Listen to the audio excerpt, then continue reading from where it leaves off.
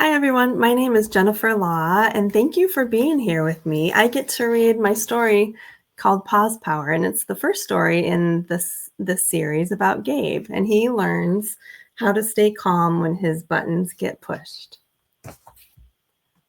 Hi, my name is Gabe. This is my story about how I learned to stop letting other kids push my buttons. Most buttons are fun to push, but it's not fun when other people push my buttons. It used to happen to me all the time. Then I'd do stuff like yell or hit or run away or even cry. But it wasn't my fault. People made me mad, so I acted mad. Just like a few days ago, I was sitting in class listening to Mrs. Spencer explain that we were all going to be working with a partner for a research project.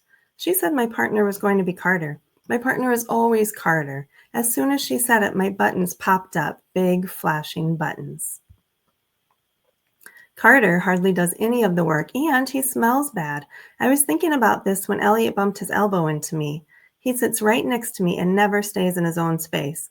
My teacher says it's because he's left-handed and I'm right-handed, and sometimes we need the same elbow room. I think it happens because he's annoying. So when he bumped into me, he pushed my buttons. I shoved Elliot's arm away and yelled, "Move over." Right away, Mrs. Spencer sent me to the cool-down spot in our classroom. She told me to take some deep breaths. I didn't do it. I know that never works. While I was in the cool-down spot, I saw a blue button on my arm. It had a face, and it was looking at me. It said, "Hi, Gabe." I didn't say anything. Who talks to a talking button? The button said, "Looks like you're feeling kind of frustrated. This would be the perfect time to take some deep breaths." I rolled my eyes. The button said, "Go ahead, try it." I was annoyed, but I wanted the button to be quiet, so I tried it, just like Mrs. Spencer taught me. I breathed in slowly through my nose and out through my mouth. Then I took another deep breath. My buttons stopped flashing. They even started to shrink. And the button with the face started talking again. "Hey, nice job. Can you tell the deep breaths are helping? My name is Preston, by the way." "As in pressed on a button?" I said. Yeah, I've heard the jokes before. It used to bug me, but not anymore." "Why are you here?" I asked. "I'm here to teach you about buttons. Haven't you heard you shouldn't let people push your buttons?" "Yes, my parents say that all the time, but I don't let people push them. They just do," I said angrily. "Gabe, that's not really what your parents mean. They mean that how you react to someone else's actions is up to you. Sometimes you let other people's actions and words bother you so much that you make bad choices. When someone is pushing your buttons, you're the one who decides how to handle your feelings and how to behave."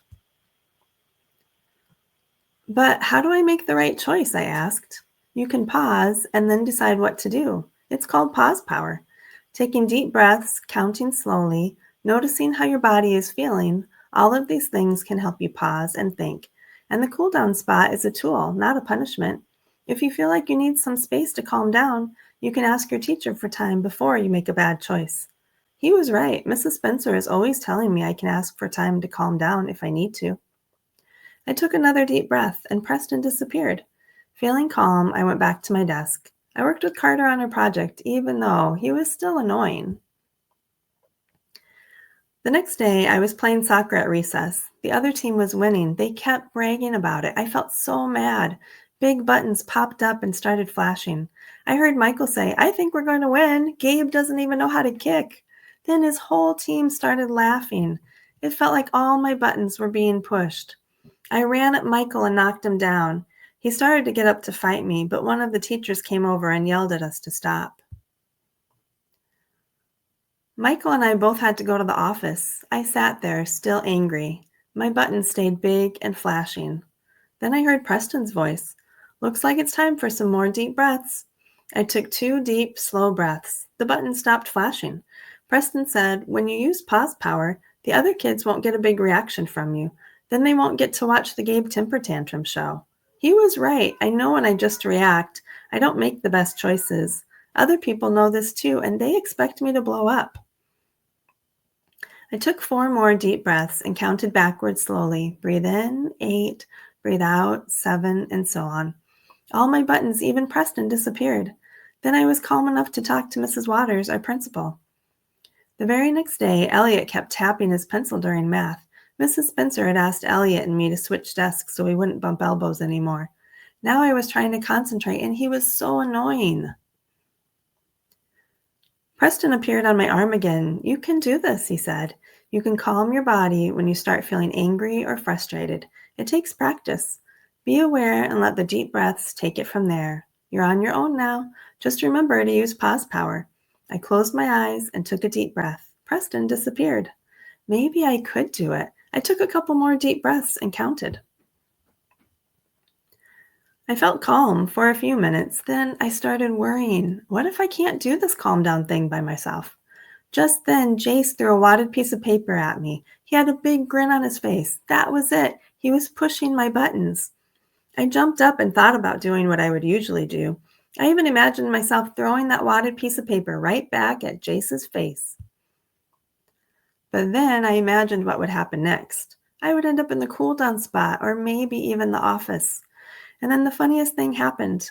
Instead of doing what I felt like doing, I remembered what Preston taught me.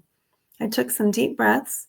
I was still mad and my body felt tight at first, but I started to relax. I counted backwards. My buttons stopped blinking. They got smaller and most of them disappeared. This time I didn't let myself get upset. I took a deep breath and thought to myself, I can handle this. Since that day, I've been practicing my pause power a lot. Sometimes I even ask to go to the cool down spot when I need to. Now I understand what the grown-ups in Preston were talking about. I have pause power, and all I have to do to use it is to stop, calm down, and think. It isn't always easy, but I know it's worth it. Since I've been practicing pausing and making good choices, my buttons aren't so easy to push, and they don't pop up so often. And when I make better choices, people like to be around me, and I make more friends. It feels really good. Well, I feel good most of the time. People will always try to push each other's buttons, but when they try to push mine, I know what to do now. My pause power kicks in, I take some deep breaths and count. I keep doing that until I'm calm and my buttons disappear. Then I can talk calmly and ask for help if I need it. It really works. And that's the end of the story. So if you are wondering about what to do next with pause power, you can print out the activity sheet. There are some pictures of Preston and speech bubbles. So think about times when you would feel angry and you could write things that you would like Preston to be able to say to you, because he was really helpful for Gabe. Like he helped Gabe remember what to do and teach him how to handle his feelings of anger. And there's also another paper where you could make your own little character that talks to you and maybe make some notes to yourself. Like this one says, talk to someone. Or maybe this one says, just one thing at a time. This one says, it doesn't have to be perfect to be wonderful. Because have you ever had those times where you feel really frustrated because something isn't turning out the way you want it to? But life doesn't have to be perfect to be amazing, right? It's still good. And this one says, you can handle this. Breathe. So just think about something positive you could write to yourself for a reminder, because it's hard to remember right when you're angry. So thank you for listening. I appreciate it. Bye.